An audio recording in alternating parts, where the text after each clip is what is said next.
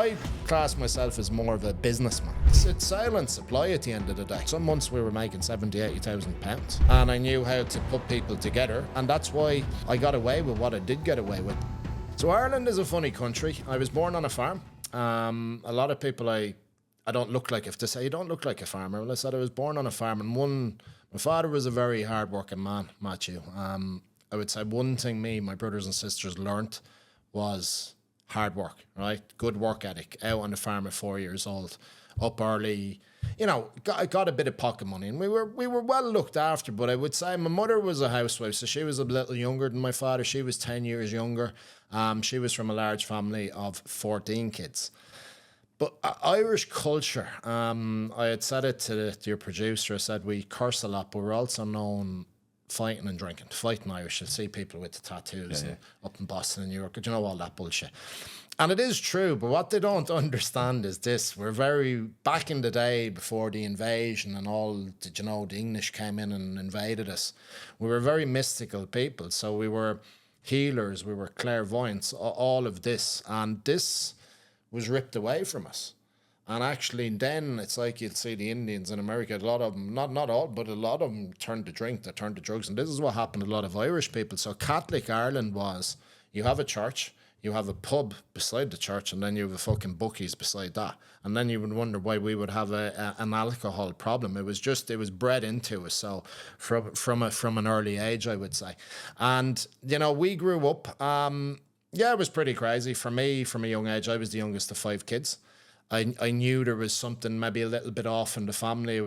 I wasn't happy. I wasn't happy what I would say. I have a 9-year-old son. I'd say him, he's happy most of the time. He's a decent life. He's a good life. We were provided for, but we didn't get the emotional support, what a child would need. And that had an effect on me from a young age where I'd see, a lot of alcohol abuse going on in the family. I'd see some physical abuse towards my mother. And this was a common thing that was happening. But when you grew up in an environment like that, you accept and you go, fuck it, this is what every house does. All right. So you think this is normal shit. Whereas the reality, it isn't when you wake up on Christmas Day. And do you remember the Subbuteo games? Do you know, there's like table football that you play. Foosball. Yeah, foosball, that type of thing. Right, yeah, foosball, yeah. So we woke up, me and my brother had got this from Santi. It was thrown through the kitchen window and broken bits on Christmas Day, and the police were at the door for my father, right? So shit like this, yeah.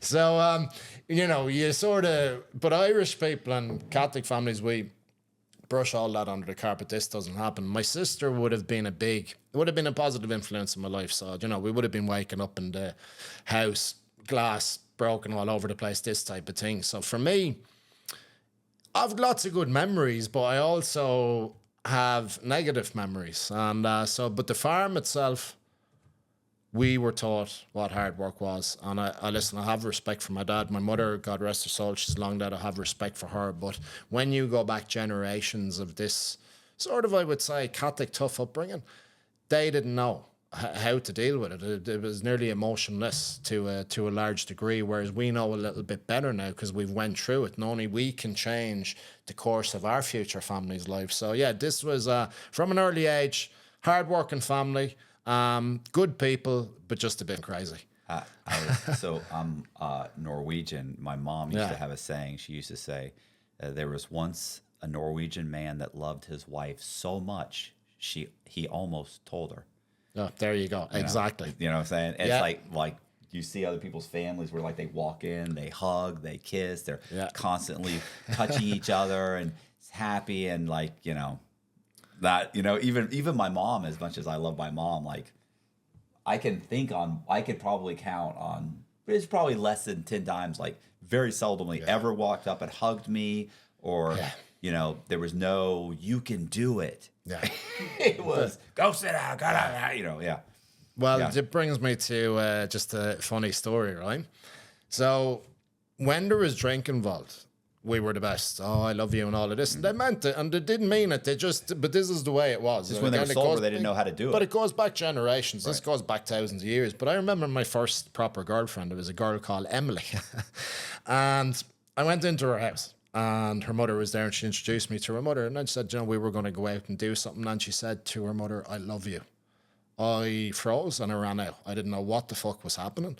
She ran out, what's wrong? I was embarrassed. I said, Jesus, this is where I was. I couldn't talk. Right. She was there, why can't you talk? I said, I've never heard that in a family before. And this was all new to me. So yeah, just pretty crazy, yeah. So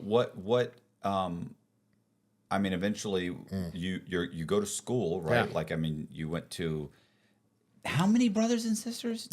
Your mom had? There was 14. But your mom had, there was No. in your, So no, in my family, 5. So 2 brothers, 2 sisters. that's no, still no. a lot of kids. Yeah, but in Ireland there wasn't a lot of kids. Like my nanny would have told us stories. Like, okay, the way it was, and I don't know, I'm sure it was pretty similar in America. So the husband, Yeah, I man, had, there were two my parents had 2 daughters, two sons.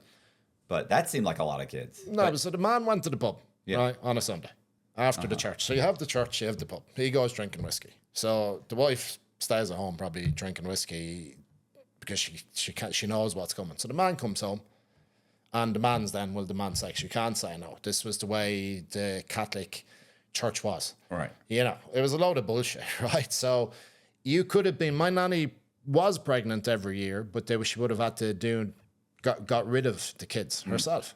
I'm not even going to tell you how they did it because she told me one day it's pretty rough. But otherwise, you would be pregnant every year. This is the way it was. Contraception, no, this is not. And like, I do have my beliefs. I'm still Catholic. Do I practice it? Not really. I have my own beliefs now. But, you know, I can see how some of it is good, but some of it is just bullshit at the end of the day. So what happens with, I mean, you go to, well, I mean, they call it high school? No, so we call it, right, we start in primary school till we're 12, and then we go to secondary school, which is high school. So then, right, the story then. So from the age, I told you earlier, I just knew there was something up here. And then when I was 10, yes, my auntie brought me to a chipper, we call it. It's like a fast food restaurant. And I still can't understand why she did this. So she brought me to a fast food restaurant, and I knew what she was going to say. I started crying. She said, oh, your mother has left your father. I was there thinking, like, what the fuck would you bring me here for? Now, I thought this after. It wasn't an immediate. The immediate thinking was, Jesus Christ, okay. And she said, listen, your father. Now, my father was a bit of a madman with drink. There's poems written about my father and stories. You know, he'd drink and he'd like to fight. So my auntie was trying to convince me he's going to turn to drink and he probably won't be too pleasant to be around. But I said, fuck it. I was now confused at this. I just said, listen, I'm going to go home and live with my dad, which I did. So I didn't really see my mother. My mother stayed with my auntie. She went on then to meet another man. And all this was very confusing. Where's my mother? So I went from being, okay, I was unhappy, but I had a lot of friends. I was big into, we call it football, soccer, right? So I was a good football player. And all of this, in the space of moments, weeks, seemed to be ripped away from me. I seemed to go into myself. I wanted to be by myself. So I was very confused. I didn't know what was going on, but I rebelled against my mother. So I'd seen my mother maybe a couple of times that year, rebelled against her, basically hurled abuse at her at 10, 11. It's not acceptable, but that's the only way I could protect myself through all of this. So then I was sent to a boarding school on top of this. I was sent to, we have our own language. It's called Gaelga. So that's our own national language, yeah? Okay. Which is practiced in certain areas and it's taught in school. So I was sent year to boarding school. You're boarding with a load of other kids my age, 10, 11, and you're learning Irish. You're not allowed, after the first month, we're not allowed to speak English. You have to speak that or it's enforced. I've never heard this. Yeah, it was a tough school, yeah. So, Gaelga, we've, again, history, right? So, I didn't get on very well there. I developed OCD. I don't know whether you know what OCD is, but I was weird with this. Yeah, I didn't know what it was either. So I was going around and had to tell because I was back talking to my mother and father, you have to bring me down gloves, disinfectant. I disinfect walls daily, like 2, 3, 4 times a day. I would have to stand there if I'm talking to you, and I would look if there was any spit came out of your mouth. I would freak out, I would go mad. This went on then that lasted about a year. I ran away from there a few times, got caught, they brought me back. So then I was still, then after a year there, I was left with my dad. Mother, my relationship still was pretty poor. My brother was living with my mother now, and the rest of them had moved on. My eldest sister is in New Zealand the last 30 years. So who's in New Zealand? So that's my eldest sister. She went to New Zealand, or was there somebody there that she went for? I would say my sister is gay, and I don't think it was accepted at the time by my mother. And I would say the two of them butted heads a lot. So she would have left home at 16, and she would have went to London, she would have went to Holland, then Australia, and then eventually to New Zealand. And my other two brothers, they were sent to boarding school. Now, they got on very well. They were just these people who could compartmentalize, brush under the carpet, forget about it. They, I would say, did okay in life, but were binge drinkers and, at some degrees, binge drug takers when they were a little bit younger. But they could move on. Where I was the youngest, I was left in the shit. I was with my father. My father didn't know what was going on. He was unhappy. We didn't talk. So I'm in an environment, I'm 10. Between 10 and 12, I'm not talking to my father. My sister is my only sort of feminine, giving me any type of emotion on a weekend. And I was angry. I was pissed off with life. I didn't know what was going on. Friendships had gone with people. I'm spending a lot of time on my own. I've developed this OCD. I've got sent to a boarding school I didn't want to go to. And then we go to high school, secondary school. And I didn't want to be in this particular... Well, I'm wondering who's paying for the boarding schools. Like, boarding schools are expensive. Yeah, they're expensive. My father, because my mother, right? So he wasn't, and I could be wrong. Yeah. When I think of a farmer in Ireland, I don't think they've got a lot of money. I could be totally wrong. Well, not a millionaire, no. Okay. But But good enough to put his. Good enough. Now I'll go back and let me go back on the story, right? So with my father, we would have been up till the early 90s. Ireland was a very poor country. And then there was, we call it the Celtic boom, building came in, and then essentially everything took off. But so I was born in 83, up till I was about 7 and 8. I wouldn't say we were wealthy, but then he did start making good money. Now, never extraordinary wealth, but wealth enough to be able to put us through boarding schools. But it's something my mother wanted. And what I believe, and now, listen, I love my mother, God rest her soul, but I believe she wanted us out of the way because obviously, she wasn't happy. She wanted to drink and do what she was doing. And it was easier to have us out, getting well educated. Mm-hmm. And that's where we were. Yeah, kids are a lot more manageable when someone else is taking care of them. And then they just get to come for the holidays, and then they're back. They come for summer, and then they're back. Absolutely. Listen, that's honestly, that's the way I would like to do it myself. But that's the way, if I, like, it's fucked up when you think about it. Now, there was no harm meant by my mother, but this was in her head. And my mother liked to be very prim and proper about things. Oh, my kids go to boarding school, but like, it was madness at home. Yeah, we were provided for, but what we lacked going back, we got our trainers, our tracksuits, our clothes. But there was no emotion there. Okay, you give somebody 10 drinks, they'll show emotion, but then very shut down. But again, this goes back. My nanny, my grandmother was very like that as well. She was a tough woman. You did not step out of line. If you stepped out of line with my mother, with my grandmother, to an extent my father, you would get slapped and you would know about it. That's the way it was done. I'm sure it was done here as well, like the whole Catholic upbringing. Mm-hmm. So you what happened with the boarding school? Did you Did you graduate from boarding? Did you graduate I think you want to say high school? No, I listen. That was for a year, so it's a year I went for. Now I went to then normal high school after that, but the first school I went to I didn't like, so I caused trouble there straight away. Got into a few fights, and then my father put me where I did want to go, where all my friends from primary school were, so that would be school up till 11 or 12. Mm-hmm. So I went in there, day one, I'd met all the lads, we call them. And there was, I suppose I was known to have a bit of a temper, yeah? I was known to have a temper, but it was more of, what would you call it? I'd say I'm more of an alter ego. Listen, I was soft really, but I had to pretend to be something because I didn't know who I was. I didn't know what I was really back then, and it's easier to create someone different who has this persona of being a little bit of a fighter, a little bit of a boy that's out there. And unfortunately, this then carried into this school, and somebody said something to me, and I turned around and I hit him. But I didn't know then he had a brother who was 5 years ahead of me in school. Then I got this, and I got the shit kicked out of me. And this fighting then went on for another 12, 14 months. And we used to have, there were 700 to 800 kids in the school. So you go in, you go, right, Derek, you're fighting him today. I was going, am I? Okay, so you would go around the back of the school. There's like an estate. So what we call an estate, it's like a group of houses together. So we call these housing estates. So there was a patch of grass. You go out and you'd fight whoever. And generally I'm fighting older guys because I was that little bit bigger. I did quite well, but I didn't want to go to school. So then that bred a sort of more fear into me more than anything, and sadness of having to put this hard man front up to go to school in the first place. And then, I was put out of that school after I was 14 and a half.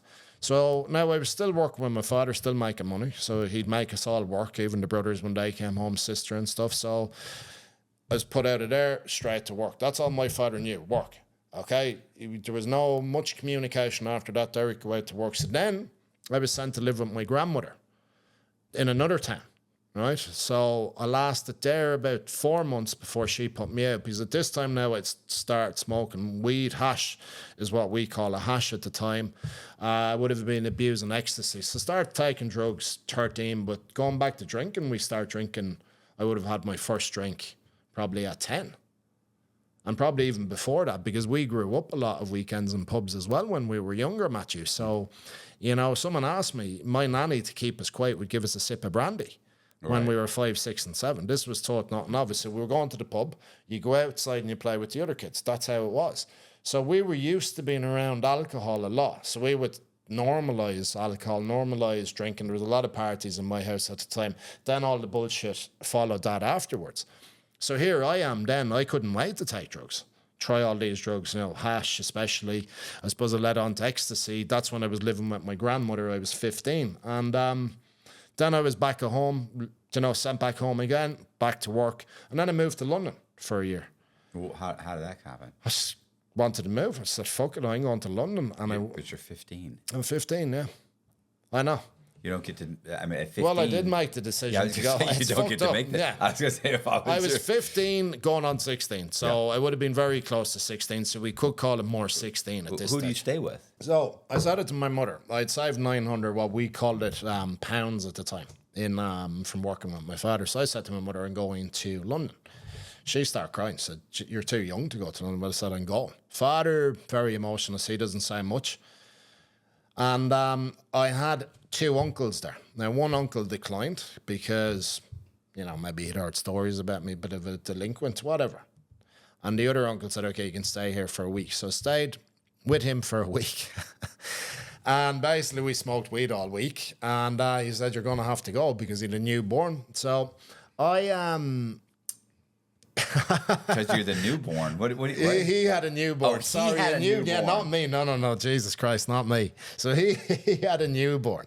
And I don't think his wife wanted me there. Right. So you have this guy, he's, 15, 16, do you really want the hassle of it? So I said, well, I have to get a job. So I actually got a job in a pub in a place called Finsbury Park. Okay. But I blagged my way in it. So I said, obviously, my age, I'm 18, 19, so they all believed that. Because you were a big kid and you were... Big child, tall and whatnot. And, I met people again, started taking drugs, lost that job, fucked around. Another fucked around there for a year, job to job, party to party, house to house.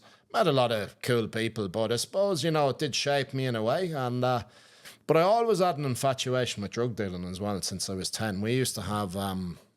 this newspaper called the Sunday World, and it used to be on the front of it all the gangsters and the drug dealers. They're over in Marbella and all. And I was so unhappy. I said, right, I want to be like them. All right. So I've been selling drugs on and off since I was 13 and first year of school. Now I'm talking small amounts of hash and stuff like that. So that's when that sort of started as well. but now you're in. I mean, you're going bouncing from job to job in London. Yeah.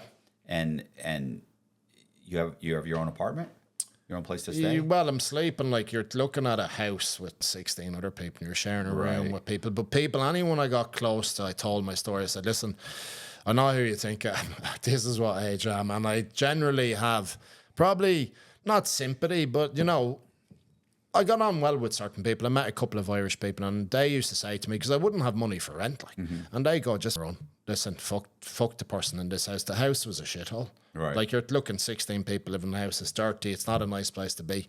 So I would do that. I would stay in a place for maybe 6 weeks, 2 months, and then I would move to another part, do the same there. So I suppose I would use the word blagged my way around London for a year. Rent-free.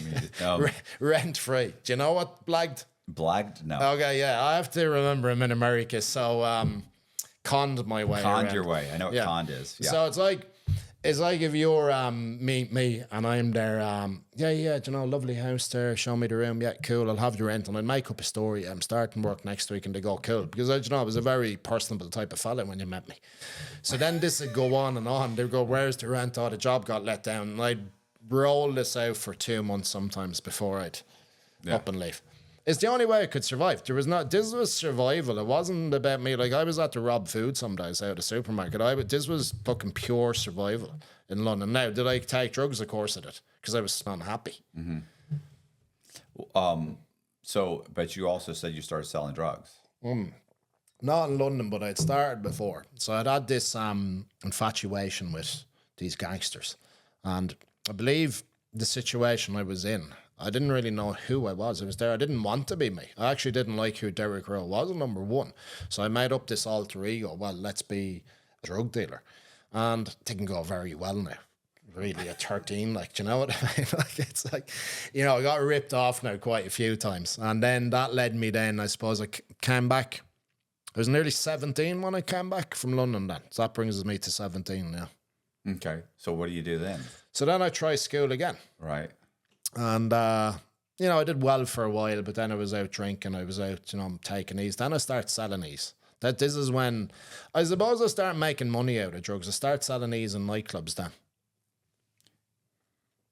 You start selling what in? Ecstasy tablets. Ecstasy. Yeah, Ease. saying E, yeah. Yeah. E. I'm sorry. Okay, ease. Yeah, you started ease, and I didn't. Okay. Yeah, so I'm starting selling ecstasy tablets because the dance scene is huge in Ireland. Ease is good too. Okay. Okay. So I mean, do you get to a point where that's paying your bills? Where this is like a full-time thing. Yeah. So I get to a point like we're making maybe $2,000 a week. Right. So there's a few of us in it. That's good money. What you say? You're making or I'm making? No, we're all making $2,000 a week. So there's 3 of us in it. You know, we buy 5,000 these at a time. We split them up, and we go into a couple of specific nightclubs and we sell these. Now, where are these coming from? Like, where are these coming from? Through just the source within Ireland. All coming from within Ireland. Okay. So you buy them at a certain price. You'd sell them, obviously, we're like quadrupling our money. You're buying them at two at the time it was pounds. Now in Ireland we've euros, so it's pounds. Now the pound was good money. The euro was like monopoly money. Right. Now it's shit. Yeah, that's what they wanted. So you're buying them two or 3 pounds and you're getting £10 for them. So if you do the maths on that, and you can sell maybe 300-400 pills a night. Yeah. You know, okay, and you go to a club, you go to a club, and you're taking these then yourself, so you know it's paying for itself. So then I went to Ibiza in Spain. Ibiza in Spain is, did you ever hear of Ibiza? It's like Ibiza. Yeah, we say Ibiza. Sorry. Yeah, the pronunciations are a little different. Yeah. When people are looking at me going, a bit confused, and goes, you didn't understand me, did you? I'll tell you a funny story before we move on. I moved to Malta 4 years ago, and I'm talking to a guy in the gym, and I'm talking for maybe 30 seconds, and he goes, what language do you speak? And I was going, fuck. I said, I am in trouble here, so now I have to look directly in the eye and speak somewhat robotically to people over there. My accent is quite thick. So, Ibiza.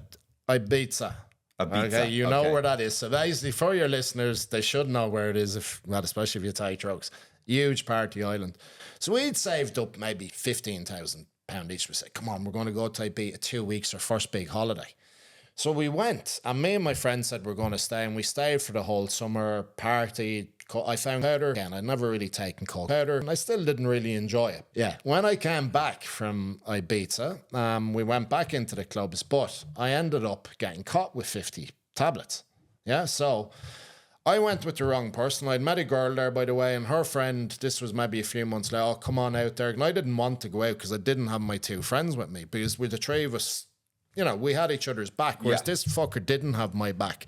And I was taking cocaine this night, and I knew it was too open. And the next thing, I just got absolutely pulled out of it by a bouncer, jumped on, brought out, arrested. I think there was 58 ecstasy tablets, right? So I'm thinking I'm fucked. I'd never been in trouble before. Well, how strict are the sentences in Ireland? They're pretty strict. I was definitely looking at time. I'm definitely looking at it. No, 100%, because it's silent supply at the end of the day. So I'm 19 now at this stage, and I'm going, fuck this. Like, what do I do now? So not only, right, you've got caught, and the charge sheet was silent supply, and I think I had like a half a gram of coke, and there was two charge sheets, right? So then I'm there, Jesus Christ, like, what am I going to do? Now my income has been taken away from me as well. So I'm back at home again working with my dad. I always had a place. He always wanted a hard worker. So he knew I'd work hard and he'd never say anything. So I had to think. I said, still want to sell drugs. What do I do? So I said, right, well, that game is bullshit, because if you're out doing it in a nightclub, or even the way you see people in America, in Ireland, to sell it on the street, you're going to get caught eventually, you know.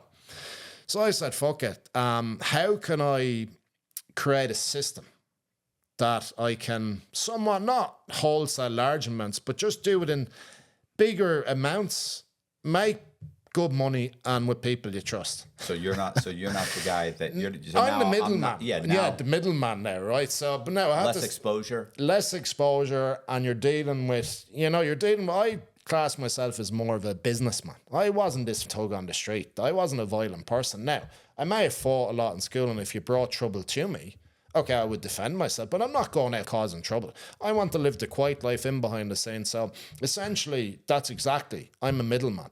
So I met one guy who I was getting these off, and I said, listen, what about getting bigger amounts of hash? Then powder came in. So then I had two people. One of them was my cousin, and God rest his soul, he's dead too. And I started with them and said, right, lads, if I gave you half a kilo each, and I gave you 2 keys of hash each, and I gave you 1,000, would you sell them over the course of a month? Now, the money was okay. Maybe I was making 5,000 punts a month. So not bad for a 19-year-old still. Yeah. $12.50 a week. And I was doing fuck all for it. All I had to do was organise it, get it delivered, and once everything is paid, that's what I was making. But obviously I had this charge against me. Just for fuck's sake. So here I am anyway. I got a solicitor. So I was recommended this solicitor. His name was Michael Steins. He's in Temple Bar in Dublin. He's well known. He's dead now, but there's another guy, Adrian, very good solicitors, right? So he said to me, okay, what are the charges? Told him, okay, let's wait and see. So I still hadn't got summonsed. So this was maybe 11 months later, and I have my girlfriend in my father's house in my room snorting powder, and we haven't slept. I have maybe a 9-ounce bar of powder. I have 2 kilos of hash in the room, like an idiot. And she looks out and goes, there's guards at the door, cops. So we went then, fucked everything out the back window, but it wasn't anyone raiding us. What it was a local cop bringing a summons. And my sister let them in. Right? So I went down, and he goes, listen, I'm here are the summons. So I got the summons and the charge sheets basically for the 58Es and the gram of coke to put it down as. So I brought these to the solicitor, and he goes, no problem. And I said, what do you mean no problem? He said, everyone's telling me I'm getting locked up, and you're telling me no problem. He said, just chill out. So the court date was on such and such. This is a long time ago now. You're going back, Jesus Christ, 22 years now at this stage. So I can't give you exact dates. Right. But just say the court date is on. And he's still saying this is no problem. So had the suit on the whole lot, looked the part. My name was called up, and the judge just goes, this is thrown out. Right? So I turned around to him. He called me over, and I seen the cop. Now I got the shit kicked out of me as well that day by 2 cops. So I just gave him a wink. Basically, with the summons, it was 24 hours out of date when they wrote it. So I was blessed. So there was someone looking down at me going, I don't know if divine intervention. I don't know what it was, right? So walked out of there absolutely scot-free. So my decision then was made, this is what I'm doing. I've already been making money from the powder. And then that was it. That's what I got into for the next... So I was 21 then, and up till 27, I sold drugs. And then I went on to make more money. Then we were selling now, not large amounts, but between 3 and 5 keys, a coke a month, and up to about 18, 20 kilos of hash. But some months we were making 70, 80,000 pounds. Oh, and from that period all the way up to 26 or 27? 27. I got about 5 years out of it. And you never got arrested again? Never got arrested. So what I did was this. I had the 2 lads. I had my cousin and the other guy, and I got another 3 guys on board. And they were not out on the street. They were not bullshitting anyone. They were all about business, all about money, right? So I would basically organise, okay, this is what I want. So I'd say to my man, now I'm dealing with a different guy, I'd say to my man, this is what I want. I would get 2 guys to deliver it on such and such, just say on one Saturday, and then every second Saturday I would collect the money. And this is the system we had, and it worked well. Now listen, I was heavily consuming powder, heavily consuming alcohol, and you know, I might be painting a picture of it's great to have money, it's great to have this. Like I was driving a car worth £120,000. I bought my own house. All of this by 22, 23. I was traveling the world. I did not want to live, man. Right. You know, there was a lot of powder involved, a lot of fucked up shit happening, a lot of madness in my head. I was dark. You might see the exterior and the external and going, okay, this guy seems to have it all. He seems to be a little bit of a man about town. But at the end of the day, I was a broken man. I'd never solved any of the issues from childhood. I was raging against myself. And then what happened was, one of the guys that was a friend of mine that used to deliver the drugs, so he used to get €1,000 per delivery. And he said to me, listen, Derek, a guy called Dave, I'm not going to mention a second name, has been in such and such a cop station, and all your pictures are up. I'm not doing this anymore. So they had an idea what we were doing, but could never pin it because it was in the shadows somewhat. And I was never going to get any bigger than what I got because we were happy making the money. The money was good. Yeah. I had copious amounts of powder. If I wanted to take a half an ounce of powder, an ounce of powder this week, I could do it. So why did the guy end up, you said, go into the police station? Why was he in the police Because station? he was in for another stupid charge. And he had seen, and a detective came to him, and he seen obviously what we were doing here. So the other guy freaked out. He rang me. He said, because he thought someone was following him.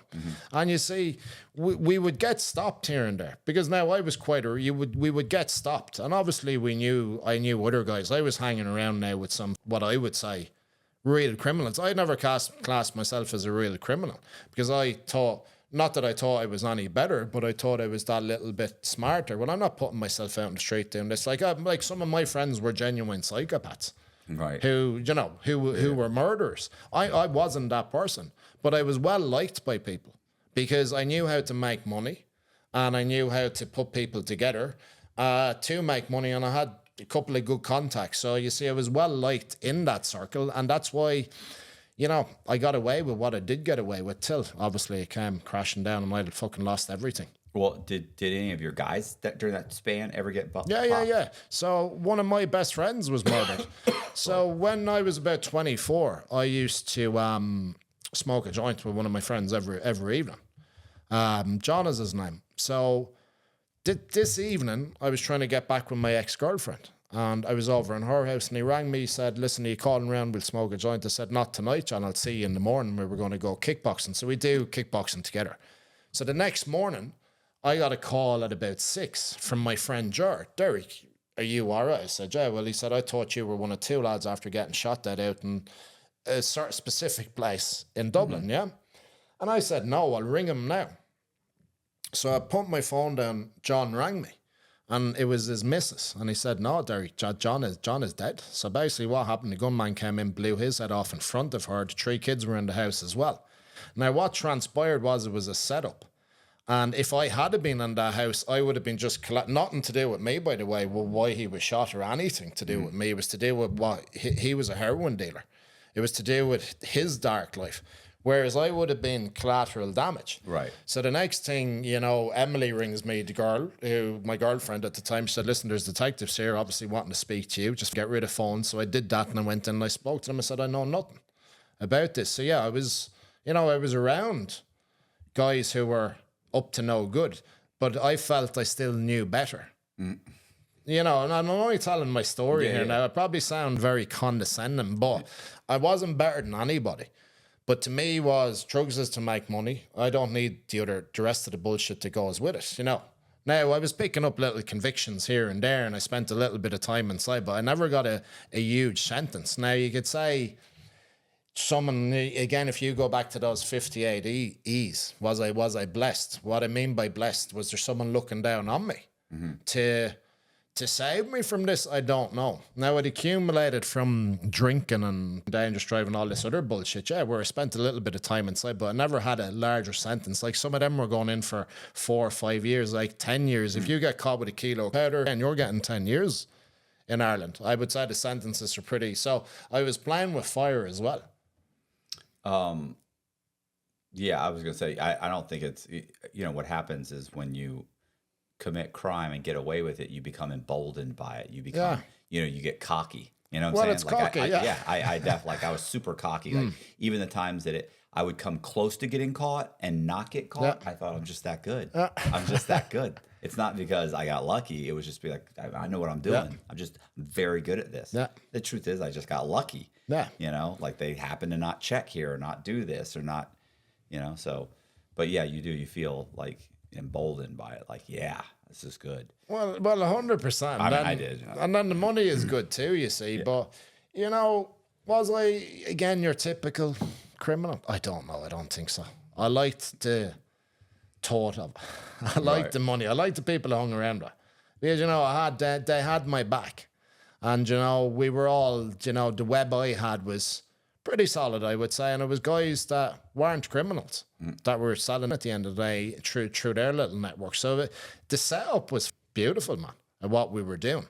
But it came crashing because the boom. So you talk about, we had the Celtic Tiger, which was the loads of money in Ireland, loads of building going on, lots of people taking powder. But that crashed then when I was 27. So that goes back 14 years ago, the recession came. Nobody could afford cocaine. So my business finished there, and then I fucked up big time. How's that? Well, they all got into moving weed. So they start grow houses, weed houses. Right. So this is where the money was. So I said, right, we'll buy all the equipment, which we did buy the equipment. They moved on it, but I was too busy sniffing powder. Right. And I got into gambling because I was in Australia on a holiday. I was in Australia and New Zealand visiting my sister, and I found a casino. And I said, Jesus, okay, what's this? Texas, you know, Texas Hold'em. So I sat down at a card table. I never played Texas Hold'em. I said, give it a go. So I lost a few grand. I said, right, I'm going home, Darren. I'm not drinking. I'm not taking drugs. I'm going gambling. How retarded is that? So how much did you lose? I lost everything over the next 18 months. So I had, so... Where? In Australia? No, Ireland. You came back? No, so I was only on a holiday. So I'd visited my sister for 2 months, and I went to the Grand Prix in Melbourne. Well, you take some holidays, like 2 weeks I here, was 2 months? No, I was everywhere in my 20s around the world. Everywhere. So, like, if you looked at me, I had long hair at the time. Yeah. Drove nice vehicles, had the house, had nice birds, women, birds. You don't call them. Right? So the fucked up thing, right? I came home from there. So I had the house, I had the car. So that's worth a couple of $100,000. I had 5 keys of coke that were mine. So just say that's worth another 250, 300. And I had 150 in cash. That was gone after 18 months. I had fucked myself. So it literally started with a couple of grand. Then it was every day. I was in. Then sometimes I go to the bookies to, you know, horses and stuff. Then I'd wait to the casino open, and people were questioning me. Now, people still trusting me, and they said, Derek, what's going on? Like, I'd rented 3 houses to grow weed. Nothing happening. Oh, yeah, we're going to set it up. So they went on, and they actually went on to, one of them went on to make an absolute killing out of the weed. out of these grow houses because you get so much a plant and you have enough plants, you'll do well. So here's me. Yeah, I'll get it going. Friends were asking me, there's something wrong with you. Are you gambling? No, I was telling lies. So I was looking down, right? When I was going selling drugs, I was looking, look at this scumbag, looking down on people. Now I was no better. Here I am lying to my friends. And I said I'd never do it.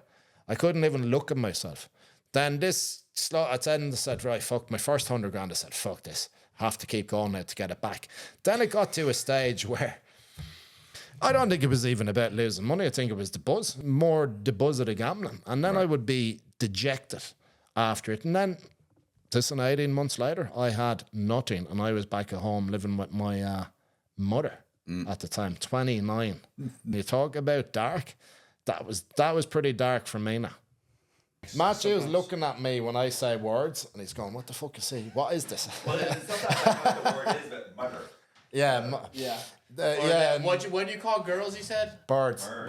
Birds. Oh yeah. And which I've heard before. You don't hear that a lot. Yeah. I thought. And then you said it again. People will say they'll go Irish people who we can't 33. We can't pronounce it properly. Yeah. So yeah, people are very intrigued with my accent in America. All right. Yeah, we're good. So, okay. Back at mom's. So Mutters. Yes. Yeah, try not to laugh now when I pronounce some words. So I'm back at home at my mother's, and that was really unpleasant. Now my mother had reconciled with my father. This was fucked. No, it was just a fucked up story. Like I felt sorry for my mother because she was such a beautiful woman. She lost her way having kids. She settled where she should have left my father, Jesus Christ, many, many years before to have even a chance of another decent relationship or a career. So she drank on a lot of, I would say, missed opportunities and why me type of shit, victimhood mentality to an extent. But again, my grandmother would have been tough on my mother, so her mother was a tough lady to handle. So they were put out to work when they were young. So that's just the way it was. And here I am, gone from hero to zero, really. Going, what am I doing? My mother was in fear. My mother didn't want me. She knew what I was doing anyway. She knew the type of characters I was with. She had to, like, I had nowhere else to go. So, like, she didn't want me there. My father, whatever, he doesn't have much emotion anyway around it. And I'm not even coming out of my room. Like, you talk about darkness. I'm staying in my room. I can't even look at her in the eye. So I'm waiting till, like, midnight to get up to eat. Then I go back to bed and I stay on my phone all day. So this went on and on. Now, I did have a couple of charges coming up because at the time I was something to do with drink. I hit somebody one night out. And I had these charges. So I had the probation officer and I had to go in and see him. So, that was whatever. I didn't really give a shit at that stage. I was there, sure. I might have, my life, I felt worthless is what I'm trying to say. I felt worthless. And I described myself as like a rat at night, just waking, getting up and sneaking around the place. I didn't want to have communication. I didn't want to have eye contact with anybody. So he was sitting in front of me and he said, I believe in you. And I started crying. I was there, what did you say? And I'd never heard it coming out of anyone's mouth. And he said, well, you've got these charges. Do you actually want to do something with your life? Now, you can go in and do a little bit more time, or you can actually sort your shit out now. And I said, what do you mean? He said, if we paid for you to go to a treatment centre, would you go? I said, okay, let's do it. And then I went into a treatment centre. This was maybe 2 months later. Had you ever been to one? No, never. No, but I had a massive ego, like still. Like I was going in there and, had to bring... Could we eat these specific foods, protein? And they said, shut the fuck up, Derek. Right. You do what we say, yeah? So my ego was very big. Now, this was for a month we were in there.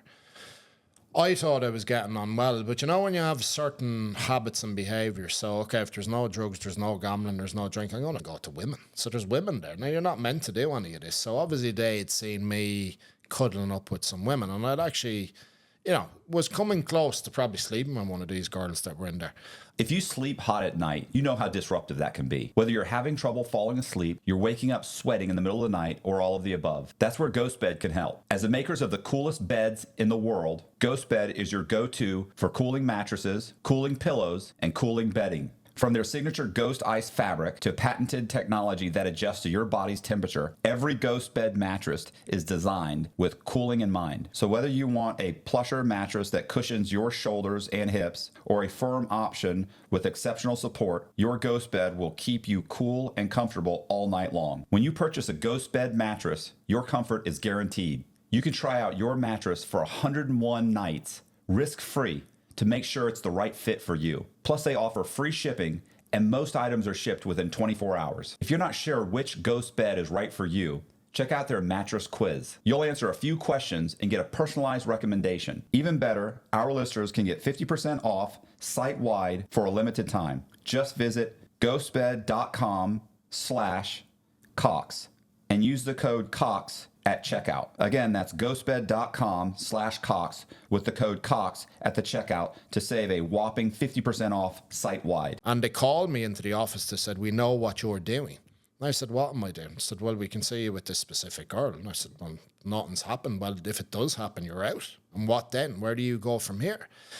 And they said, you're not getting on well here anyway. And I said, what do you mean by that? We're not getting on well. Well, you're not putting any effort in. But I said, you have to understand where I'm coming from. I don't know what you want from me. You're the one here to be the guide and lead for me. So I suppose I didn't really like the, as you know, I didn't like authority. I didn't like being told what to do. But unconsciously, I was acting in a certain way that I didn't know. So I was sort of confused. Sabotaging, but confused as to what do you mean? Do I want to go home? I said, there's nowhere to go. My mother doesn't want me.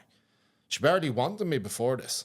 So they said, okay, we went on, stayed there for the full term. But it wasn't enough for me. So the guy who was running this treatment centre, this was about 2 days before I left, he said, Derek, would you be willing to go to, you said a halfway house. It was something like a halfway house, Matthew, right. I went to.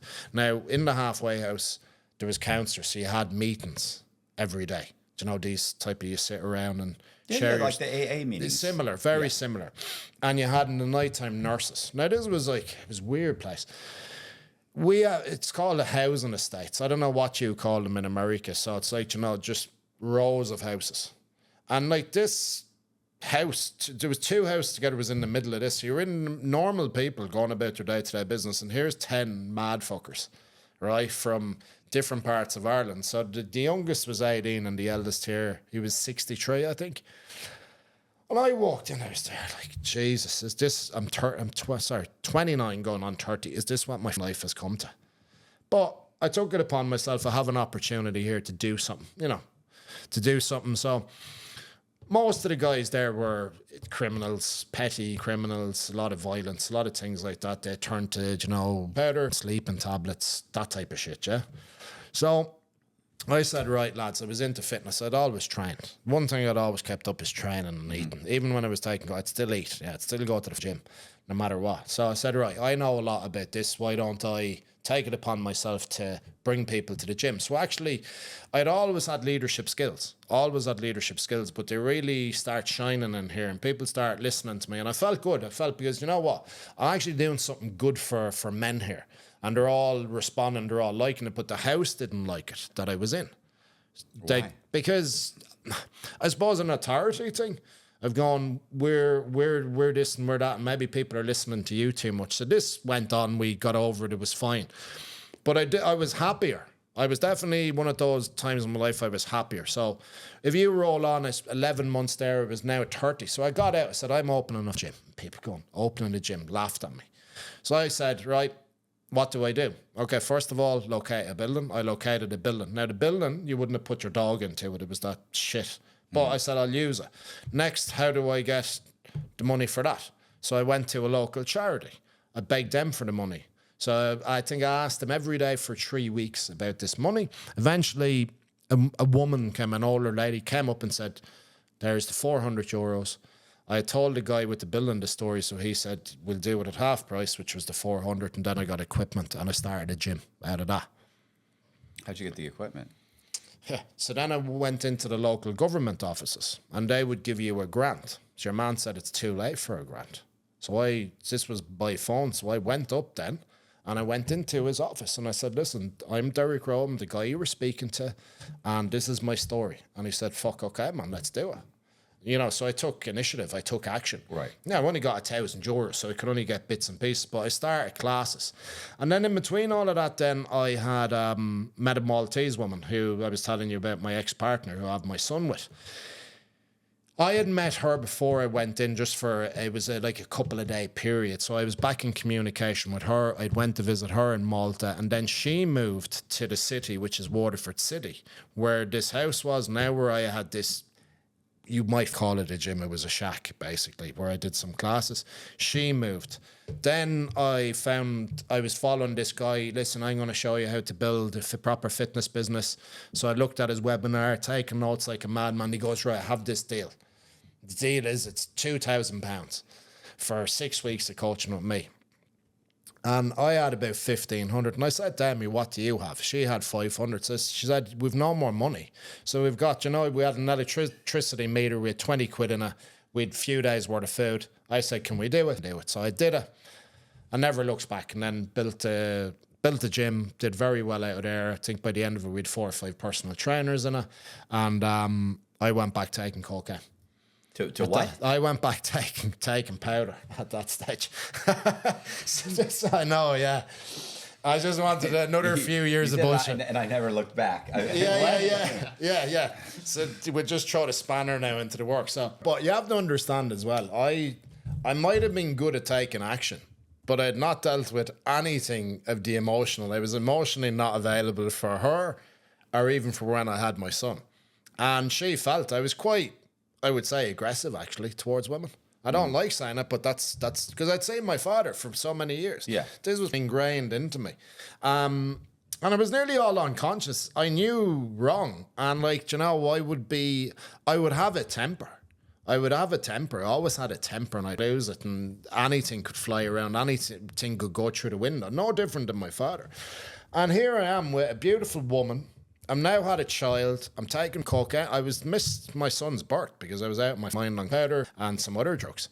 And I'm a gym owner who is quite successful. It's a personal training gym now. It's a private gym. We're doing well, but I am slowly this up like. And this went on for another till he was 10 months, and she said, I'm out. She moved back to Malta. And that destroyed me. So here I am. Gym started declining. I'm going to visit my son in a different country. So I'm going for a week every month to visit him. And then the penny dropped, maybe, Matthew, a few years ago. What is the penny drop? So I decided I needed to look deep within to sort my shit out. So the penny dropped, as in the light bulb moment. Oh, okay. The light bulb moment, I met a guy. And he goes, what's wrong? Now, I'd been going to therapy and all this bullshit since I was young. And it was always going, Derek, do you know, I was diagnosed with bipolar when I was 30. Now, I have no signs of any of this, by the way, so I know it's all bullshit. Anxiety, depression, all these things. So I went in and he said to me, what's wrong? I said, anxiety, of depression, all this. He said, shut the fuck up. And I said, what? He said, what are you going on about? You have what? And I told him again. He started doing all this. And I said, what are you looking for? He said, I'm looking for what you said. And then eventually I got a little bit mad, but he made me laugh. So it broke the bullshit around that. And he started showing me how this operated. Conscious mind, subconscious, unconscious, and how habits are formed, how, you know, the whole visuals, auditory, kinesthetic, all of this type of stuff. So I started learning, and that's when my life, started upgrading somewhat, we will say. So you stopped using powder? Yeah. Right? Just like that? No, not just like that. No, fuck no, man. So it was working what he was doing, but I was still, we will say, using every second weekend. Right. So I was still on it. But the more I was using much, man. It was the fact that it destroyed me every time I used it. It wasn't like years ago when you were taking drugs and you could go for days and then you get a shower and you'd be grand type of thing. Right. Do you know, now I have responsibilities. Now I have a proper business. Now I'm a dad. Mm-hmm. Well, not a partner anymore, but I'm responsible for things. So every time I did it now, I used to suffer for days. But unfortunately, this did go on for another, I would say a year to 18 months of just every second weekend. So it was a lot better than what it was. Every second weekend. I mean, is that actually the fact? Oh, it's this Yeah, weekend. Like that's every second weekend. Yeah, that's how it went. So I'd be a good boy for 14 days. I deserve it. Well done. And you'd go and do it and you'd lose a week. Because literally, and I wouldn't even be doing much. It would be like small amounts, maybe 1 or 2 grams. But I would, I'd still be in the circle of keeping my foot in with the lads. I'd still have a lot of friends selling drugs to this day. But, I keep them at arm's distance. But your friends are your friends at the end of the day, right? So it was very easy for me to access. That's the madness of the thought process. So, COVID 4 years ago, I was visiting my son. The day after I arrived home, boom. Oh, this thing called COVID. No, you can't fly anywhere. I said, what? So this went on a month in. I was there, shit, man, I'm missing my son now. So I said, when I can get a flight to Malta, I am moving to Malta. So that was 5 months without seeing my son, only by Zoom or WhatsApp video, we will say. And on July the 1st, 2020 is when I could get the flight. And that's when, I was getting it together, we will say. I was still using somewhat, but I was helping people now. I was showing people how their minds operated, and I was getting good results, right? So I moved. Me and his mother got back together. That didn't work. Emotionally, too much water under the bridge, whatever. So then I was a mindset coach. I was doing okay. I was doing okay numbers, but, I was still drinking alcohol here and there. So, this type of thing, probably with the wrong people. So my energy was always attracting mad people into my life, and you know yourself where it goes from there. Then I started telling my story about, I wouldn't say even 16 to 18 months ago. I just started talking about powder, and the video went viral. I said, okay, that's interesting. And Are you still using coke? No, not at that time. No. I was gonna say you're still drinking, and you were drinking using coke, and you were doing coaching. Oh yeah, like when I'd started coaching 4 years ago. Yes. You would think you're training people on how to use their be focused. You would think. You would think that you would be able to say one of the things would be like, do you have like, let me get rid of this drug problem, like. Yeah, but to me, was it a problem every second weekend? Listen, it was an issue, but when I look back, you're correct in what you're saying. Do you know what I mean? It was causing me unwanted thoughts. It was causing me losing days. So yeah, it was a problem. Do you ever listen to Jordan Peterson? Yes, I love Jordan. Yeah, Peterson. he's really good. Yeah. Sorry, I was just thinking about the make your bed. It's true. Make your bed, clean up your room. So you moved to Malta. What happened to your gym? So the gym, COVID it destroyed it? Well, it was still open, but we closed. It was probably the same in certain states in America. So I gave it over to a guy to manage, but like it didn't go well. So I just said, you know what? He gave me some money. I took a small fee. I said, I don't want it. So now I'm online. I'm coaching. A number of clients we're doing decent numbers, a nice lifestyle, but then I'm coming in to going, I have to take the next step. So that, the drugs have to go. Yeah. Everything has to go, because if I want to clean and clear run at this, all that bullshit must be dissolved, must be removed from my life. And then, as I said to you, I'm a dad. So I'm putting my son first. It was the best move I ever made. Going to Malta, I get to see him a lot. He gets to stay with me. I get to see him growing up, and I'm leading by my actions at the end of the day. And this was always what I wanted. And it broke me when I can see why, we're not together. And I always wanted a big family. We were saying about the Irish families, they were bigger. I always wanted more brothers and sisters, but it's not happened yet. I'm sure I'll have another 1 or 2. I'm only a young man still. And so that led me then, Matthew, to, let's just say 20 months ago. Let's just say 20 months ago, and I did this reel. And I was point blanking about powder, what I was up to. And fuck, man, I just got so many messages. I was there, Jesus. One of the lads that worked with me said, fuck, man, I think you can help a lot of people here. So from there, I took on a couple of clients. And what I put together for them, it just really worked. These people were hungry. They wanted to succeed.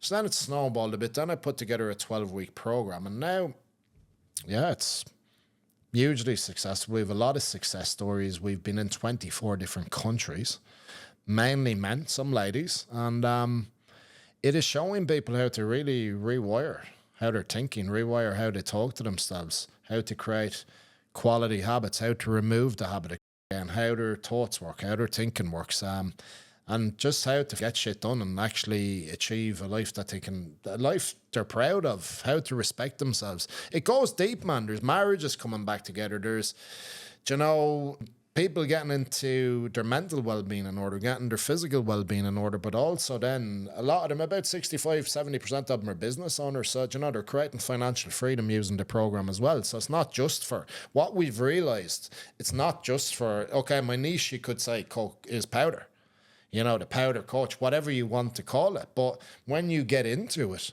it goes far beyond that, man. This can be used everywhere, and we see that now. And we will still do what we're doing because we're saving marriages, we're saving business, we're saving men for themselves, essentially. And we're opening up a world of opportunity, a world of possibility. But we can see how it can help other people as well, man. So my question is, let's say, someone watching this, someone's depressed, they're in a rut. Like, what is your advice, or what do you think they need to do to get out of it? You talk about this going to a doctor, and man, in America, it's huge. Go doctor, take fucking tablets. It's bollocks. I've been there, yeah? Mm-hmm. And then it was like, go to the therapist, and it's like, Derek, tell me about your mummy and daddy problems. And they're like, fuck me, man, you're reassociating problems. Now, I didn't know what I know now, right? So I always had a chip because of this. I'm doing all of this work, I'm talking, and I'm still feel like shit. Mm-hmm. There's something seriously wrong. And this is what ties me back to the house. And they were asking the other men in the house, the halfway house. And I said, this is shit. And they were there, what do you mean? I said, but sure, none of us are taking drugs. Why are you talking about drugs to us? Like, it's obviously a mindset issue here, not an actual drug. No, you're wrong. I was actually right. So this guy started teaching me all this, yeah? Which he was a coach, NLP, neuro-linguistic program. And I don't know if you've ever heard of NLP, but it's what I became a master at. He taught me. Now, I brought in my life experience, but we're working with men. Like, we're working with men who have been married, who are married, who are business owners, who aren't business owners, who are doing well in their career. If you look at a lot of the guys who were like me, you'd look in and go, he has it all. But the darkness that's going on inside their mind, inside their heart is crazy, because some of these guys, they're sniffing coke once a week, sniffing powder once a week, maybe sniffing it once a month. Maybe some of them are sniffing it daily, but we don't get many sniffing it daily. It's usually weekends, but it's destroying then their missed opportunities, missing out on opportunities. But what kills a man is lying awake, knowing he has more to offer the world, knowing he has more potential, knowing he has more capabilities, and doing fuck all about it, Matthew. Mm-hmm. That's the worst feeling for man. It's not the drugs. That's what used to kill me and the guys I have with. But the advice I would offer, it's giving yourself an honest review, as easy as it sounds. Most men in that situation, or in any situation, cannot give themselves an honest review, cannot be vulnerable and go, well, do you know what? I am not being a good present dad. I am not being a good present husband. I am actually bullshitting myself. I am cancelling meetings in my business. I'm cancelling meetings in work. I'm making excuses as to why I'm not where I want to be. So you give yourself an honest review. Starts with awareness, honest review. Okay, you can move forward, but you need specifics, discipline to say no to something you've been programmed to do. What I mean by programmed to do, like, if you go off, how is a habit created? A habit is created by the thought, is the idea. Then it's the action of the doing. Now, if you do that and you think about it and you put thought behind it, you do the action and you feel it, it's going to create a habit after about 12 months, which is actually the program. So when you understand that, discipline is bullshit unless you actually have a blueprint around understanding how your mind works to implement, to actually then dissolve the habit, replace it with better quality habits. But the man has to sacrifice. He has to be, and the woman, no matter whether it's man or woman, you have to be willing. You have to be able. You have to be willing to sacrifice your time, your energy. And then we use the skill of discipline, we use the skill of focus to implement the blueprint around it. So it's about looking at yourself. Right. And if someone's listening to this and you want to continue wasting time, be my guest. You will get to a certain age and you look back with pure and utter regret. Or you can take the decision now to take forward steps. Build, because we're big on stacking wins, building momentum, little wins. You do what you say you will do. That'll stack up. It's a good feeling. The good feelings come from all the uncomfortable shit people are not doing. That could be the gym. It could be watching a piece of content we asked them to, taking that action step we asked them to. Again, eating better quality nutrition, looking after themselves, bring that to their relationship with their wife, bring that to their relationship with their kids. And now it's building and it's simmering, it's pushing them forward. I think the overall consensus is American men, or maybe just modern men in general, are becoming weaker, softer, or whatever. Do you see that same thing? Oh man, I could have talked a lot. You see, now that I'm more comfortable here, right? Yeah, okay. Yeah. One of the biggest issues I see, and I call it out online, I call it out on fucking social media, is weak men. They play victim. They go, oh, circumstances are against me. I don't have the time. I hang around with the wrong people. I will just go point blank, shut the fuck up. Men are not taking accountability and they're not taking personal responsibility. So it's easier put the finger out here and go, oh, my friends do it. And, on a weekend when they call me, well, you can say no and you can look at actually the life you're missing out on, or continue on the path of self-destruction, because it is being somewhat weak in decision making. But also, if you look at the modern man, he's a fat piece of shit, a lot of them. Listen, the truth hurts. I use that hashtag a lot. The truth does hurt. I would rather somebody look me in the eyes and go, Derek, I do not like this part about you. And that, if it's the truth, I will want to fix it. And men have all this fluff around them. Now it's okay, you fucked up, it's okay. No, well, it's not really okay if you keep doing it. And I nobody willing to tell me the truth except that one man. And to this day, people find it very hard to tell the truth. Oh, I love the Jordan Peterson where he's like the worst thing you can do is tell your kids that you're perfect the way you are. Yes. But you're not perfect the way you are. Yeah. You can be better. You can improve. You can do this. You can do that. And if things are going wrong in your life, you're contributing to those things most likely. Very seldomly do horrible things happen to people, but it's kind of like the getting stabbed in prison. It's if you get stabbed in prison, you probably brought it on yourself. Exactly. People don't. They get when they go to prison, they get concerned with being like, well, what if this happened? Well, trust me, if you get attacked or you get hurt, you did something that they're not running around stabbing people, bro. You ran up a gambling debt. You disrespected someone. You borrowed money that you couldn't pay back. You talked bad about something. You know what I'm saying? Like there are things that you do and they don't. And even then, they still try and give you an out. Like check in. Yeah. Go to the shoe. Get yourself moved. Nah, you ain't gonna do nothing. Okay, now you're gonna get stabbed. Yeah. But it's the same thing in life. It's like if you're hanging out with all the wrong people and you're not getting up earlier and you're not completing your assignments and you're putting all of these things off, and then suddenly you don't have the money to pay for your bills or your car, or oh, my insurance expired and they canceled my license and now I can't drive. You knew you had insurance coming. Yeah. They didn't do. It's like the guys that go to prison. And we're like, man, they gave me 10 years. You gave you 10 years. Choices. Right. Are you innocent? You're not innocent, bro. You were committing fraud. Like everybody's like, man, bro, they gave you all that time. Like, no, I committed bank fraud. Yeah. They didn't do anything to me. I did this to me. Yeah. Like I should be here. Yeah. So, but yeah, you see so many people. It's just like, oh, everything. And I hear that everything's stacked against me. Really? Yeah. Really? Because you're smart, you're just lazy. Typically, it's just you're just lazy. You don't follow through on things. You put things off. You don't complete the assignments that you're given, and then things start going bad for you, and then you wonder why. Yeah. Well, because it's not hard. You write a list, get all those, and if you write a list and you start hammering away at that list, you don't have time to do all this other shit. Absolutely. Actually, that Trump, I was going to say there's that Trump thing where he said, you're depressed. Yeah. He said, it's great for depression? Work. Right? Well, it's the facts, man. Yeah. You don't have time to be depressed. Work your ass off. But it's so funny, like what we're talking about. But I'm happy, right, whether you agree with it or not, about Trump, because Trump, America does well, the rest of the world will do better, but it has to change the story people are putting out there.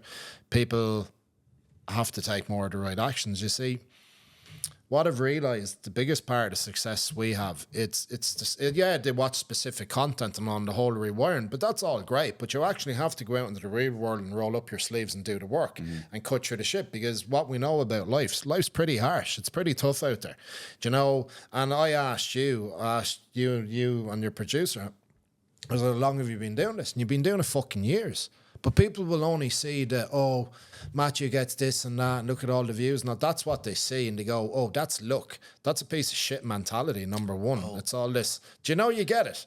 And it's like, so people are so, Jesus, caught up in what other people are doing, where it's actually put full focus and give yourself the respect. This is what I say to the guys. I said, listen, start respecting yourselves, hold yourself in high admiration. You will do that by doing the uncomfortable things. The best feeling comes from the hard shit. It doesn't come from the easy stuff, what we used to do, that easy, what do they call it, self-gratification. Yeah, it comes, you know, that's an easy life, man. You're not going to produce the results that are outstanding. This is about, you know, yeah, whatever, looking back in your life in 5-10 years and going, fuck, man, you know what? I've saved people, I've helped people, but I've sorted myself out. It starts with yourself, man. Then you bring that man out, and you don't talk, you lead by your actions. You know, it's funny, the you got lucky. I had somebody say that to me probably, you didn't say that about like a year or so ago, maybe 6 months, a year ago. Somebody goes, "Oh well, you know," and I was just saying like, "Wow, man, things are going so good," and this and that. Yeah, you get, you got lucky. Wow. And I did get lucky. I did get lucky. You know when I started getting lucky? After I've been locked up for about 3 years, and I wrote my memoir. Yeah. And then my memoir sucked, by the way. You know, so I read 3 books on how to write a memoir. Or really, how to write nonfiction, how to write a memoir. You know, and it was I don't know if they have this series over there. It's called like Writing for Dummies. It's a series, right? They call it, or The Idiot's Guide to Writing True Crime. So I read those books, and then I rewrote my memoir, and then I started writing other guys' stories, and then I did that for 7 years in prison, and then I started writing synopsis of the stories, just short versions, because I can't write a book on everybody, right? So I wrote 4 or 5 books while I was incarcerated. Right. And I started writing letters to reporters in order to try and get them to work with me from inside prison. Yeah. And I get an article published in Rolling Stone magazine. Right. And then I needed a literary agent, because you can't just go to someone like Simon & Schuster. Yeah. So I wrote over 150 letters, and I just every day 2 and 3, rejection. And eventually I got somebody that said, hey, I'd love to send me the whole thing. Send me the book. So I sent a book. I got a book deal. You know, I get a literary agent. I get another book deal. We option the life rights for this guy. Then I realized I can write synopses. So I keep writing synopses while everybody else is playing handball, and they're playing tag football, and they're learning how to play the guitar, and they're learning how to do horticulture. I don't want to know any of that stuff. I'm not interested.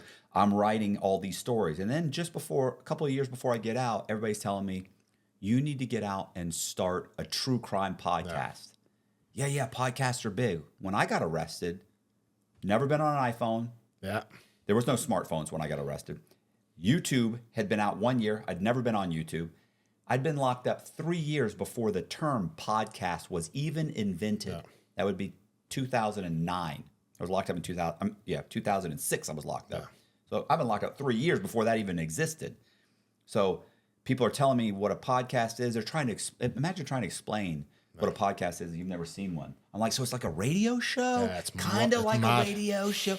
So then I get, so towards the end, I'm telling people, I think I'm going to do a podcast. I don't even know what a podcast is. I have no clue. But I've been working, and I've been collecting stories, and I'm a good storyteller, and this is something I could do. I can't commit fraud anymore because the judge was very specific about that. He definitely taught me my lesson. So I knew that shouldn't be an option. I'm not saying it's not an option. Things go bad. You don't know. But I got out of prison, and then I started telling my story, and then we started a podcast. Don't know how to start a podcast. Don't know anything about it. Eventually start one with my iPhone, and then a camera that somebody gave me, and then Colby. Then I get a buddy who gets me Colby, and then we keep working, and it's not paying my bills. I was in the halfway house, go from the halfway house to somebody's spare room. I'm living in a rooming house. So I'm renting somebody's room. I didn't even sleep in the bedroom. Yeah. It had a big closet. I slept in the closet. So then I get my own apartment, and then eventually we end up here. Yeah. But that whole time, for the first like 2.5 years, it's not paying my bills. It's not even. It got to a point where I'm getting a check for $300, $400. Very lucky. You know? Yeah. Exactly. I started working on my luck 10 or 15 years ago. Fact. You know, and that's the truth. Like, the harder you work, the luckier you get. Absolutely. It just makes me sick, these people. When they, because it's ignorance at the end of the day. It really is ignorant. And with a story, congratulations, by the way. Thank you. Yeah, no, it's inspiring. Well, I didn't know. Obviously, I know quite a bit about you anyway, but it's when I hear the words when you're in front of me, it really is inspiring. Because a lot of people have the opportunity and don't take it. You've taken the opportunity. You've took it on the chin. You've manned up. Essentially, this is what men need to do. They need to man up. Mm-hmm. And it starts with going, I fucked up. This is the honest review. You did that. And let's move forward. Most people, and I said it to you when I came in, most men, and it's not even men, but most people will give up because it's that whole instant gratification. It's that we deserve things now. And if we don't get it now, and it's like, we'll do the fitness thing is a very good example. We'll do fitness for, why don't I have a six-pack? And I should give a little and get a huge return. No, motherfucker, have no expectations. You just keep being the best you can be on a day-to-day. You follow the steps. This is the, we will say, the magic people are looking for, because most people think somebody else is going to save them. And even when they come into my program, I'll be very specific. I'm not a babysitter. You will not see me with wet wipes. Mm-hmm. You do the work, and the people who do the best will take that on board and will do the work without expectation. And guess what happens? They achieve life-changing results. And you see, with you, people can say that, but they don't see the fucking shit you've went through. They don't see all the bullshit. The checks coming in and going, Jesus Christ, is this all? Yeah. No, it wasn't too dissimilar. It wasn't too dissimilar for me, but... the work works, but it's time, and time, we have timelines. It's what we do now is going to either create a positive future or it's not. That's the decision making we have in the now. And people need to step up, man. Believe it or not, this will be like super good when he's done. Oh, like all this. No, I know, Tony, man. No. He'll clip it all out. You'll watch. You'll be like, "Fuck, that's flawless." Yeah. Listen, I do. What do you call it? The ad reads. Listen, the ad reads. What are they now? The ad Thank reads? God, I get embarrassed. I get a little embarrassed, right? You gotta read this thing. And by the way, so you have to read this. I have to read it. When do you do that? Before and after? Well, no. We do it like once a month. I'll have a couple sheets. The difference is this. Here's the thing. You could take that and you could read it, right? I have dyslexia. I read like at a fourth grade level. Yeah. Keep in mind, I'm writing books. Yeah. I would write the books in prison. I would write them like I'd write a chapter, and I'd go around and I'd give it to the guys that I thought were smart, and I'd say, read this, and then they would be like, yeah, bro, you misspelled this. This is a run-on sentence. You misspelled this. And then they'd give it back to me. You might want to think about using, instead of wind, whatever, turbulence is probably a better word. And they'd throw in a couple. They'd help me. Because, there's no word. I mean, there's no computer. Yeah. I'm writing on a legal pad. And then I'd go and I'd type it in the computer, print it out again, let them read it again. Then I'd send it to someone on the street. They'd print it out. We'd read it again. I'm getting 3 and 4 times we're going to. Then eventually I get a manuscript. Send it in. We read it a couple times. Boom, I got a finished product. That's how long it's taking. So, but I write I have dyslexia. I always went to schools for kids with learning disabilities. Yeah. So when I read this stuff, it's horrific. Yeah. And so what I'll do is I'll find like maybe the first 3 sentences I can memorize, and then I'll do this. I'll put it down and I'll say, do you wake up in the do you wake up in the middle of the night sweating? Yeah. And I stop and I look down.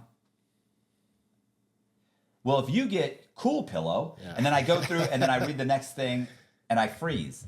And then I look down. So I can do that for maybe 3 lines. And sometimes I can remember 1 or 2 lines.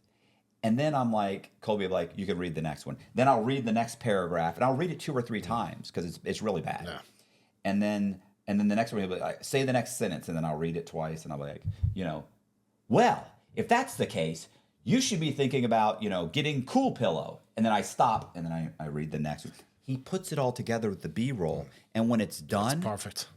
Yeah. Listen, amazing. I hear it. I'm like, I'm a professional. I'm amazing. Yeah, you feel like a fucking $1 million after. Insane after reading it. But that's the. I can say the two of you work together. Yeah, you see, it's a match made in heaven. We'd say in Ireland. You know what I mean? Two good lads. Here, like solid, no bullshit. Well, there's me, and then there's Colby. Yeah. I'm amazing. I'm phenomenal. Because you just meet some people and you get on well with them. I met most people here I've got on well with, but it's the same when you meet someone, you just go, man, there's something I can't get to. It's like now I'm at ease. Yeah. It's like I'd never met you before, so you're going to be a little bit fucked. You know what I mean? But once we were 20 minutes in, that's when I know there's 2 solid guys in front of me. Because I've been on certain stuff where I met myself. There's something about this that I don't like. It's like an intuition you have. Within and out. The story will always be better on a podcast when you're at ease. It's like talking to your friend at home. It just makes things a little easier, more relaxed here sitting. Yeah. Where you don't have to think about what to say. You can just flow. We could have talked a lot more, of course, but I'm a big believer in intuition. Yeah, intuition is big. Well, it's your gut feeling, man. Listen, every time and it's the same, I already know for you, because this is just the way it is. Every time you've ever cheated on your girlfriend and you came home, at the same time you always come home, you get home, you walk in, you sit down, hey baby, what's going on? You sit down and she's like, where you been? What do you mean where have I been? Like, and you're like, and she's like, what's going on? I come home at the same time every night. They just know. It's the same thing. Every time a chick has screwed around on me, I felt it days before you one day just go, something's not right, and you figure it out. You felt it. Nothing changed. Yeah. There's nothing different. It was just that feeling. So I'm big. Listen, when I would go, been in the bank before, cashing a check for like 29 grand, and the guy's just like, he knows, man. He knows, and he's called. I know he called here. They answered the phone. They covered it. I know he called this person. They covered. I know everything he's doing. He's like, everything is covered. Everything says, give this guy the money, but I know something's wrong. And I'm sitting there thinking, this poor bastard. He knows something's up, and it's killing him. So some buzz though when you're leaving with the money. Yeah. Oh, exactly. Walk out the door and be like, yeah. What a fucking buzz. They figured it out when like the Secret Service showed up a week later. Yeah. Why'd you let him leave if you knew? I don't know. Yeah, everything was covered. You do all your stuff on Instagram? Instagram, Facebook. It's a 7-figure business in the last 16 months. So I'm very happy with that, but a lot of work. Again, we're talking about, what does it take? But people will go, whoa. It's like in Ireland, people are very critical of people. It's like the person with the big house on top of it, they got lucky. Whereas I think in America, you're better. I have American members and Canadians, and they're much better to work with for the simple reason, and maybe you should cut that piece out because it will piss people off. Yeah. So, I find coming to America, this will be better. Because if one of the lads was looking, he goes, "You were a cunt." It's coming to America. I find people are a little bit more welcoming of your success, is what I will say. They'll want you to do better. And it's not necessarily the case where I'm from. We're very welcoming people. We will welcome you in, we will cook. But if you do better, it's like, you're in a group of people and then you just decide that you wanted to do better and you step up. But sometimes people have a problem with that. Yeah, I was going to say, have you ever heard the term, your father is the only man alive that will ever want you to do better than him? Absolutely. It's funny, I have a buddy, I won't name his, say who he is because he's super private, but he's got a Ferrari, he's got a ton of just cars, huge house, gorgeous wife, adorable kids, the 2 perfect dogs, it just makes a ton of money. and I've never seen him angry. Never seen this guy angry. He called me one day, and he was somewhere talking to somebody, and they were saying, "Oh, did you just get a new car?" He's like, "Yeah, I got this car, or whatever." And the guy said, he goes, "Oh, must be nice." And he called me up fuming. He was like, "This motherfucker." He's like, I was like, "Oh, yeah." He goes, and I kind of laughed about it. He goes, because we're at a place where my wife, it's her friends, we're there. He said, but it took everything in me not to say, it is nice. Do you have any idea what I had to do to get here? Do you have any idea how much I risked? How much I had to starve? How many times how many times I came close to having nothing? How I saw the opportunities that everybody else around me didn't see, or they saw but they didn't act, or I spent all my money to get this thing developed, and then I had to sell it. Like all the things, like you went to high school, went to school, ended up going to work for like the police department, and God bless you, but that's a regular job or whatever, a government job. Yeah. You got a government job because it was safe, and you knew for sure you were going to go on and be okay. You're going to have a pension. You're going to have these things, that sort of thing.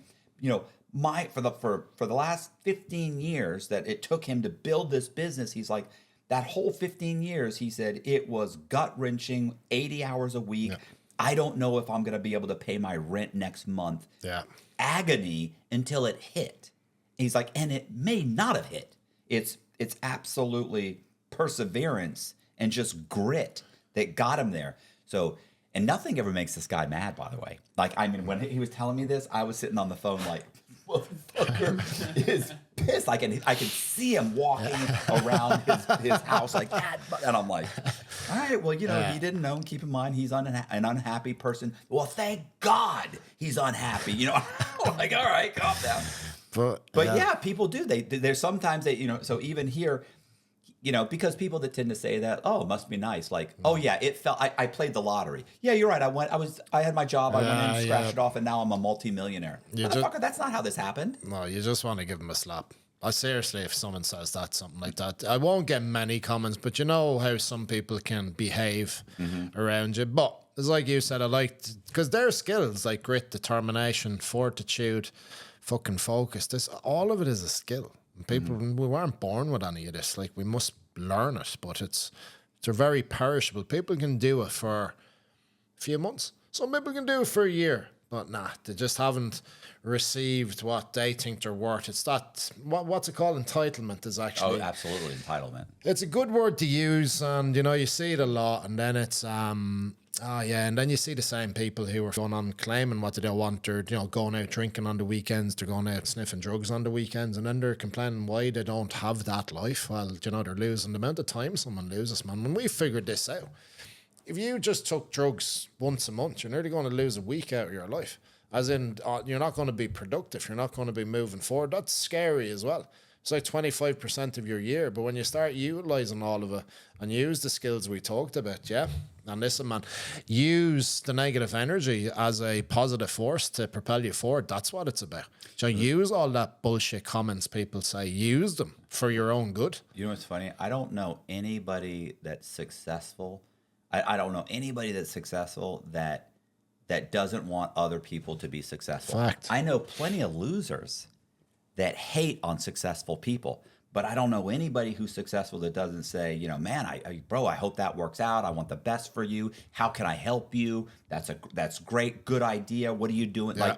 Like, successful people tend to want to make other people successful that I know of. And there are some people that climb the ladder of success and kick it out from underneath them. But most successful people I know climb the ladder of success and invite people to come. I just think, but I know tons of people that aren't successful that do nothing but bitch and moan and gripe, and and they don't even realize that that's a huge part of the reason that you are where you are. Fact. If you stop that and been humble and appreciative for what you do had and work hard, you'd be in a great space pretty quickly, at least a better space every day. And at some point it just takes off. Well, it's the compound effect at the end of the day. It's like, when I talked about stacking wins, it's essentially what you said. You just show up for yourself, right? You do the right things. That could be just getting up a little bit earlier. That could be getting that better quality breakfast. That could be fucking, telling someone, you appreciate them. Again, it comes down to gratitude. And then, you work towards creating your absolute best ultimate version, whatever that is, because that's different for everybody. Some people are happy with that, some people are happy with that, and some people are happy there. Like it doesn't, it's not different all for everybody. but it is different for everybody, and it's but it's leading by your actions. It's if someone's looking at you. I know when I came in and I asked you the question, I said, fuck, you've been at this. I knew you would have been at it. I had an in and around time frame before I came here. But when you said this is the 4th year, like at the start, it wasn't like this. Now imagine in another 4 years what you're capable of. It's not, you can't put a time on it and say, well, I'm going to have this by then. But if you look at your trajectory and we look at the evidence, man, fuck me, man, you're going to be an unstoppable force, the two of you. I can say that. Good people, man. Hopefully, we're working on it. No, you will be. Don't be using words like hopefully. That's a bullshit word, man. I am and I will. Don't fucking hopefully. I want to try and remain humble. I want to be humble and be appreciative for what I do have. But you are. But you're doing right by the world as well. Like when you're doing right by the world, I get what you're saying. It's yes to be humble, but it's the words have an effect as well on how you think. Like if when we say words, people create thoughts from those words. You know, it's funny is that my wife feels like I work all the time, right? And I don't feel like I work ever, even though I am here and I am but to me, I'm doing stuff that to me, it's like, it's hit or miss. Sometimes I'll do something, I'll work on a whole project and guess what? It just goes the wayside, never make it anything. I work on another project, next thing you know, boom, it pays off and you make a few $1,000s. It's those types of things. I'm always working on different things. Sometimes they pay off, sometimes they don't, but I like everything I do and I enjoy working just constantly. And the great thing is working for yourself. If she says, hey, do you want to go to lunch? You're like, yeah, let's go to lunch, or hey, let's go do this. Absolutely. But if we're going to go bowling here in a little bit. Nice. But, if not, I'd probably be here until she yelled at me to come watch the new episode of Silo, or something, So I would work all the time, but just because I really just enjoy it. But I think that's also something that you have to train yourself to realize that you're not working. This is just something you enjoy, and then it immediately stops becoming work. Absolutely, but again, it's how you think. You think about your thoughts. You think about how you talk to yourself. Again, it's. If people train yourself. But if people are not getting the results they want in the real world, it's they have to look within, but they're always looking outside for something else or someone else or something else, or this doesn't go my way. No, motherfucker, go within. It's a mindset reset. It's always an inside job. And when people understand that and you bring in the how you think, how you talk to yourself, and then the feeling, it's always the feeling that's attached to one of the visual or the auditory that's coming in. You attach more good feelings by doing the hard shit. We know that. Like, how many people would do 4 years or the first 2 or 3 years and really not getting paychecks? Not many people will do that. I think, here, I think a lot of people would do the 3 or 4 years if they knew there was a paycheck. Of course. But the thing is, that's the problem. You don't know. We're going and going and going, and we don't know if there's a paycheck at the end of it. But you feel it, but you don't know. And there'll be more. I can pretty much. I'm very confident leaving here today in a taxi that the paychecks will be a hell of a lot bigger the next time I come back and visit here, because I'll definitely be back in a year or two to come and see us. So remember that now. Newer cars outside for Savius, bigger house, maybe a nice house. Yeah, we'll have another plaque on the wall by the time. 100%. That's 100%. Next step. All right, is that? I think it's good. I think it's pretty good. Where do I tell people to go? Guys, to follow for more and to find out a little bit more about me, follow me at Rowe Method. So DROWE Method. What is it? D-roll method. So it's mine. It's D-roll method. It's one word. D-roll. Oh, okay. D-roll. D-R. Should I say that again and spell the whole lot? Well, yeah. You probably need to spell it. Okay. So D for Derek. Rowe. My second name, R-O-W-E, and method, M-E-T-H-O-D. What is method? Method. Like method. How do you spell it? How do you spell it? How do you spell it? METHOD. Method. Method. METHOD. METHOD. Yeah. Method. Yeah, I better spell this. Maybe Well, that's why we have the you're link. better saying it. Okay. Well, no, we'll say it. Yeah. I mean, I D-roll might leave method. this in D- just because people like that. People D-roll like method. people Some like of the this. words I've said, I Yeah. could see him when I was talking going, what the fuck does that mean? What is that? Method. I could see Yeah, he was method. very Yeah. confused at least Yeah. 10 times throughout this So conversation. it's D-roll method on D-roll Instagram. method. Yeah, D-roll. No, row. Rowe, sorry. ROWE. D-row Method. method. Yeah. On Instagram. The On link will be Instagram. in the description, and Okay. I might even leave this. Okay, in. would you All want me right. to say Hold it on. again? Yeah, No, no, you we're- don't need to say it again. All right. Okay. Hold on, let me do it. All right. Hey, you guys, I appreciate you watching. Do me a favor, hit the subscribe button. Also, please go to Derek's platform. It's on Instagram. It's called D-Row Method. And we're going to leave the link in the description box. So all you got to do is go in the description box, click the link, shoot over there, follow him. You can message him. Also, you can go to his Facebook page too, follow him there, message him on Messenger. Once again, I really appreciate you guys watching. Hit the subscribe button, hit the bell, share the video, leave me a comment. Also, please consider joining our Patreon. It's $10 a month. We put Patreon exclusive content on Patreon. So if you watch this video and you notice that there were some that we had to beep out some words or censor some words, and you don't want to deal with that, go to Patreon. You can watch it on Patreon. Thank you very much. See ya.